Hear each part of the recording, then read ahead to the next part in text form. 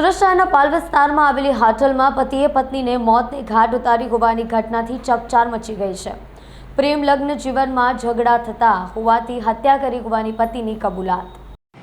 સુરતના પાલનપુર કેનાલ રોડની the ball group હોટલના એક રૂમમાંથી મોડી રાત્રે એક મહિલાની હત્યા કરાયેલો મૃતદેહ મળતા ચકચાર મચી જવા પામી છે। પાલ પોલીસે ઘટના સ્થળે પહોંચીને કાર્યવાહી કરી હતી। જો કે સમગ્ર હત્યા પતિએ જ તીક્ષ્ણ હત્યાના ઘા ઝીકીને કરી હોવાનું સામે આવ્યું છે।